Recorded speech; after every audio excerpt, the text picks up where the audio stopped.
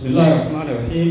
الحمد لله رب العالمين وصلى الله وسلم على سيدنا محمد مدحوينها جمهورية الصومال أحمد محمد سيغانيو قدوميها محكمة السرية الحاج علي كلها وسيغدا أحساب تقرأك صلاة دين اليوم مدحقامات كسوق القلي لليك الجميل السيد والدين تبا السلام عليكم ورحمة الله وبركاته.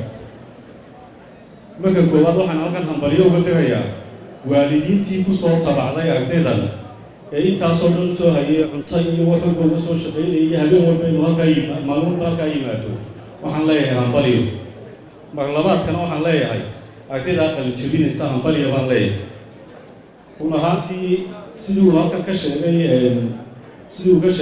madaxa boorku madaxweyne waa la qabnaa markii aan isla eegnayna waxaan madaxweyne gaarnay inaanu kaa codsanayn afarta aqal ee ka horeeya jaamacadda loo xidho dhul ahaan si ay ugu fido dowladda hoosena ay kafaalo qaado dadka degan iminka halkii la dejin lahaa iyo wixii loo qaban lahaa. jaamacaddu inay fitooyinka baskeeda ku fitaa aad bay muhiim u tahay.